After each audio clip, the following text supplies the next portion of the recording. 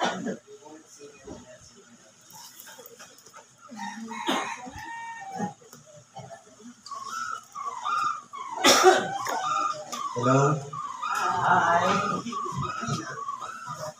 Hello?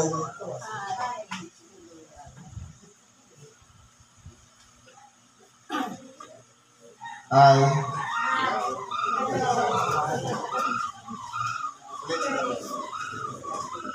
Hello? Hello.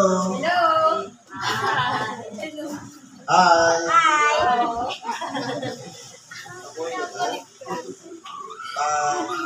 Sa pagkakuha ng ibang medyo lahat kasi magkako nga.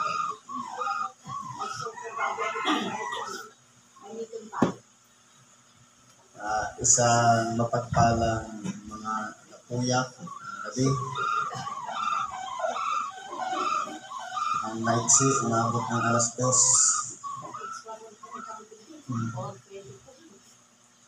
Ngayon po, nandito tayo sa pag-aaral, kalawang bahagi, ang pakikibahagi ng Ebanghelyo.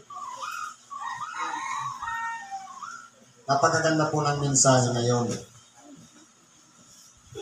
Kung sa isang salita, pag inugnay mo, pagkain.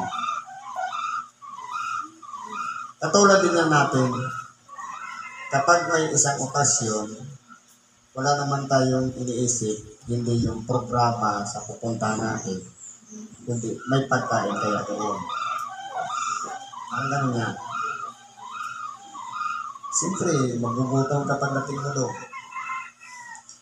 Basahin natin ang unang aralin ayon sa Ebanghelyo ni Apostol Mateo, Kapitulo 15, versikulo 1 hanggang 10. Nang magkagayoy, nagsilapit kay Jesus mula sa Jerusalem ang mga Parisiyo at ang mga eskriba na nagsisipagsabi, bakit ang iyong mga alagad ay nagsisilabag sa salit-saling sabi ng matatanda, sapagkat hindi sila nangaguhugas ng kanilang mga kamay pagka nagsisikain sila ng tinapay. Ngayon po, kung aralin natin ang mensahe nito, ang mga Parisiyo at ang mga eskriba, kumbaga, nung mabalitaan nila na ang ating dakilang Panginoon mula sa Jerusalem, kumbaga palabas siya, sinalubong siya ng mga Parisiyo at mga eskriba. Pero ang purpose nila, magpuna. Dahil, ang nakita nila, pinagbatayan yung salit-saling sabi ng matatanda.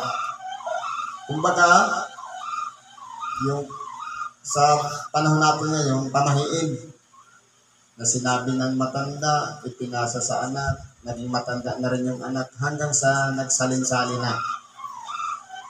na itinuturo na dapat kapag kakain ng tinapay, kinakailangan maghugas ng mga kamay. Ngayon po, sa panahon natin ngayon, inabot na rin natin yan. Tinuturuan tayo mula nung bata, minsan dinadaan pa sa awitin ng magulang, hugas kamay, kain tayo. Diba? Parang ganon. Parang imina-mindset tayo na kinakailangan maghugas ng kamay sapagkat sinanay tayo sa tinatawag na mikrobyo o bakterya na dapat ang pumapasok sa bibig malinis. Ang gagamitin natin sa pagdampot ng pagkain dapat malinis din. Pati yung kakainin natin dapat malinis din. Ngayon, dito po sa ginagawa ng mga alagad ng ating dakilang Panginoon, hindi po sila naguhugas ng mga kamay. Kaya ipinalalagay ng mga eskriba at mga Parisiyo na nagsisipaglabag ang mga alagad ng ating dakilang Panginoon dahil meron po silang mga pinagbabatayan, yung salit-saling sabi ng mga matatanda. Sa buhay natin ngayon, nangyayari yan. Halimbawa, may nakita ka nagwawalis ng gabi. Nagpupukpok ng martilyo sa gabi. O kaya naliligo kapag may burol. Napakaraming mga pamahiin. Ang tanong, saan magaling yun?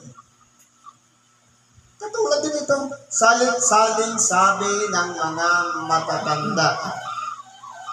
Ngayon, kapag ang isang tao gumawa ng isang ideya at pinaniwalaan at nangyari yung nauukol doon sa sinabi, magiging, kumbaga, ipapamana yun sa isa hanggang sa maging salit-saling sabi. Ganun po yun. Siyempre, kahit naman tayo, kapag ang isang bagay hindi natin pinaniniwalaan, hindi naman tayo o hindi naman mangyayari yan. Pero kapag pinaniwalaan natin ang isang bagay, mangyayari po yan. Katulad yan ng halimbawa, inabot ka lang ng ulan. Ang pananalig natin, baka ako sipunin. Para natin hiningi na sisipunin tayo. Ngayon, pag nasanay tayo dyan, magiging isasali natin yan. Naku, huwag kang magpaulan, baka ka sipunin. Hanggang sa palipat-lipat na yan. Katulad po yan ng ganyan. Ngayon po, ito yung naging gawain ng mga eskriba at ng mga parisiyo. Walang iba ang magpuna. Pero ang alagad ng ating dakilang Panginoon, dahil ginagawa nga nila na hindi sila naghuhugas ng mga kamay, yun ang pinagbatayan nila, yung mga salit-saling sabi ng matatanda. Ano po ang nangyayari? Nalalabag po yung utos ng Diyos o yung kalooban ng Diyos dahil lamang sa salit-saling sabi ng matatanda.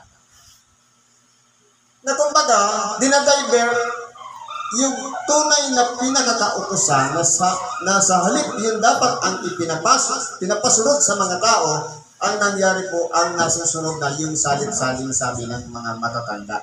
Hindi na yung original na dapat na pagmumulan, walang iba yung pinanggalingan ang Diyos. Nagmumula na sa tao ang pinagbabatayan at hindi na mula sa Diyos. Ngayon, nagbigay ang halimbawa. Sapagkat sinabi ng Diyos, at siya'y sumagot at sinabi sa kanila, bakit naman kayo nagsisilabag sa mga utos ng Diyos dahil sa inyong salit-saling sabi? Kumbaga, dahil sa mga salit-saling sabi, meron na pala silang nalalabag yung utos ng Diyos. Halimbawa, sapagkat sinabi ng Diyos, igalang mo ang iyong ama at ang iyong ina, at ang manungayaw sa ama at sa ina ay mamatay siyang walang pagsala. Yan po, kautosan. Kung atin pong sasariwain, itong igalang mo ang iyong ama at ina, ito po ay napakagandang utos. Bakit po? May pangako ito. Ano ang pangako? Sabi sa Efeso, sa Kapitulo 6, versikulo 1,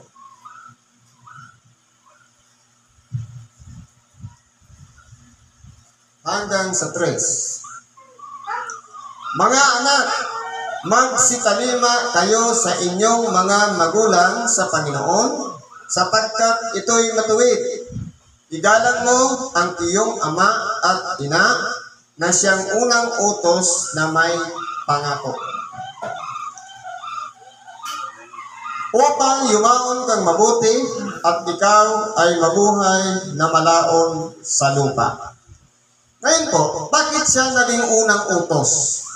Dahil po, yung unang magkakasunod na utos para yun sa Diyos. Yung pinakaunang utos para naman sa mga tao, yung igalang mo ang iyong ama at ina. Ngayon na lang yung tinuro sa eskwelahan ng paggalang. magmano, magsalita ng po at opo. Pero ang pinaka-importante po dito, respeto sa magulang. Dahil pagka minsan, lalo sa panahon ngayon, minsan ang anak, pag sinugo mo o kay inutusan mo magsaing, kapag hawak-hawak ang cellphone, minsan sunog na yung sinaing, hindi pa naaamoy. Dahil po, doon pa lang nababaliwala na yung nalalapastangan na yung magulang. Pero ano po ang benepisyo ng paggalang sa magulang, sa ama at ina, upang mabuhay ka ng malaon at maging mabuti ang iyong buhay sa lupa. Dalawa ang benepisyo. Mapapabuti ang buhay at mapapahaba ang buhay. Paggalang lang yan sa magulang, sa ama at sa ina. Pero ano pang nangyari dito? Dapat sinasabi ninyo, sino mang magsabi sa kanyang ama o sa ina, yaong mangyayaring pakinabangan mo sa akin ay hain ko na sa Diyos. Dito pa nga lang sa kautusan ng Diyos, ang manungayaw. Ibig sabihin yung manglait sa kanyang ama at ina, kamatayan po ang hatol. Pero yung paggalang sa kanyang ama at ina, mahaba naman ang buhay na matatanggap ng mga batang gumagalang. Matapabuti pa ang kanyang maghapon. Ngayon po, kung aralin natin, mahigpit ang pagpapasunod ng Diyos sa aral na ito, sapagkat kasama ito doon sa 10 utos na ipinagkaloob kay Moises na siya naman dapat na nilalakaran natin. Respeto sa magulang, sa maiksing salita. Ngayon ang nangyari, na kumbaga, anumang naitulong ng anak sa kanyang magulang, inalay ko na yan sa Diyos. Nawawala na yung respeto. Dahil kumbaga, kaya yung magulang, nung maliit pa tayo, inaruga tayo, pinalaki, pinakain, binigyan ng wastong edukasyon, nabuhay, ng mabuti sa lupa. Nung nagkaroon na o dumating na sa panahon na nagkabaliktad na, yung magulang na ngayon ang mahina, yung anak na ngayon yung malakas. Anumang ambag na naitulong ng anak sa kanyang magulang na nanghihina na may karamdaman na sasabihin natin, offer ko na yan sa Diyos, lahat ang ibinigay ko sa iyo. Dad, ma'am, o tatay, nanay, o papa, mama. Tama ba yun? Dito po, nalalapastangan na ang utos ng Diyos dahil lang sa salit-saling sabi ng matatanda. Yung tunay na pinakadiwa ng pagrespeto sa magulang, nababaliwala dahil lang po sa salit-saling sabi ng matatanda. Kaya po, ang susundan palagi natin dito, hindi yung salit-saling sabi, kundi yung pinagmulan ng utos ng paggalang sa magulang. Sapagkat, ito po'y original na kautusan. Galing sa 10 utos, wala pong nabago dito. Wala pong nadagdag. Kahit hanggang sa ngayon, epektibo pa rin. Na kapag ang isang anak may respeto sa magulang, humahaba talaga ang buhay. At napapabuti ang kanyang pamumuhay. Kahit sa buong maghapon man lamang, napakagaan ng pamumuhay. Kaya ano ang kasunod dito?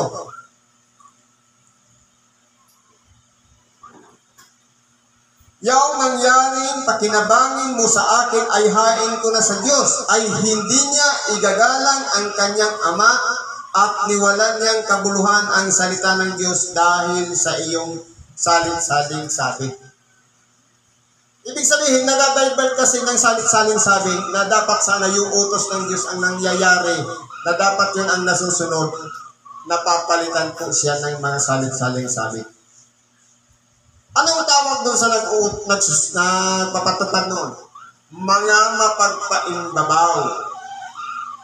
Mabuti ang pagkaula sa inyo ni Isaias na nagsasabi, ang bayang ito'y iginagalang ako ng kanilang mga labi, datapwat ang kanilang puso ay malayo sa akin. Datapwat walang kabuluhan ang pagsamba nila sa akin na nagtuturo ng kanilang pinakaaral ang mga utos ng mga tao. Kaya po, sa atin po, para hindi tayo paratangan na tumama doon sa iniaral o hula ni Isaias, dapat po sundan natin yung mga kautosan ng Diyos, hindi po yung utos ng tao. Sapagkat yun po yung pinaka-importante. Bakit may mga kautosan ng Diyos?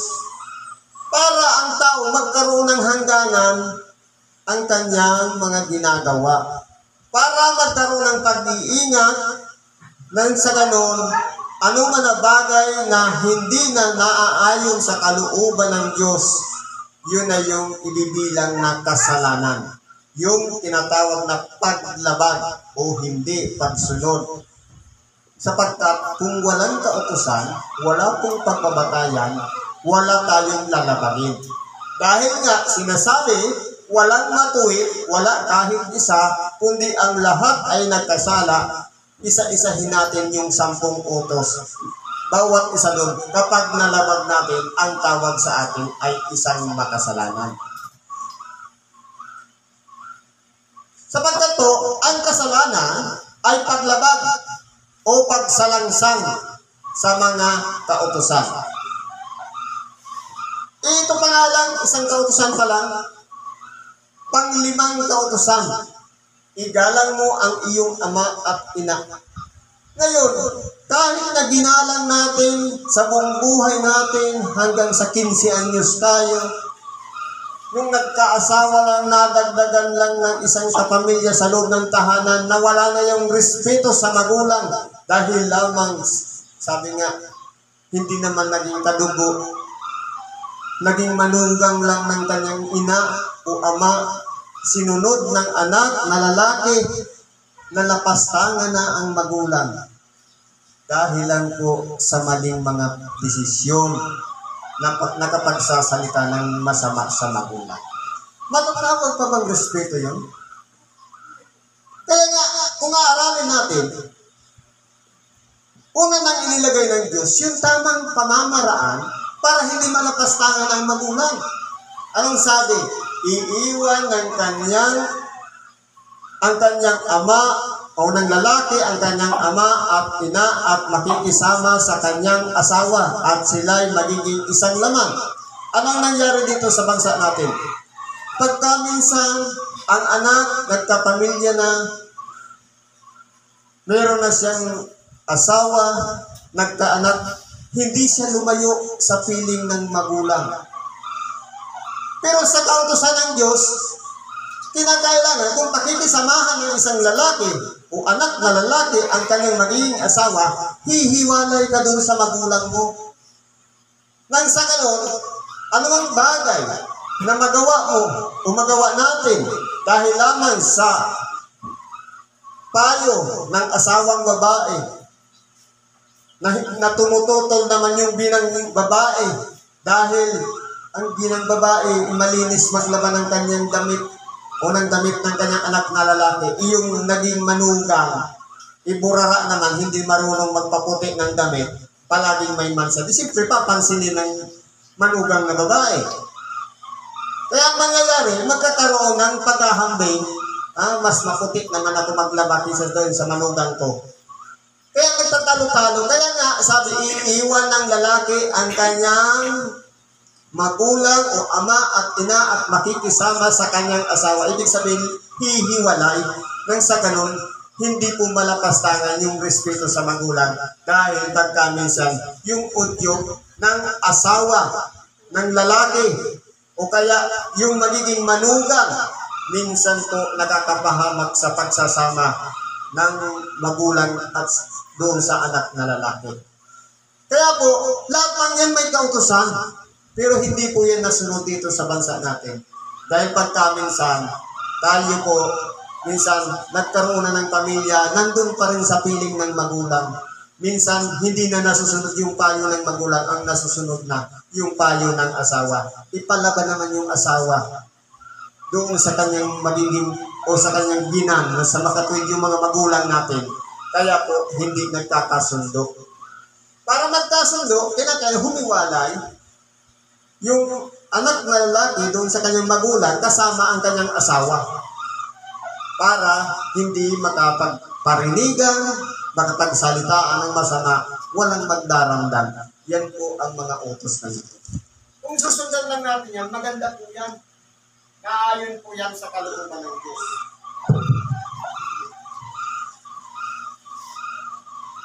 Kaya po, sa atin po, tinuturuan tayo, bumalik tayo sa original na version ng mga kautosan. Ito po ay naaayon sa kanyang kalooban. At wag po natin gawin yung sinasabi ayon sa mga salit-saling sabi. O kaya tinatawag na mga pamahiin. Siguro hanggang dyan na lang ang pakikibahagi natin sa oras na ito. Salamat po sa Diyos at pagpalain tayo anuman ng ating mga karaingan, kahilingan sa Diyos, idulog natin sa Kanya at ipagkakalog niya ang lahat ng bagay na ating kahilingan sa ngalan ni Kristo Jesus. Salamat at isang magandang hapon sa ating lahat.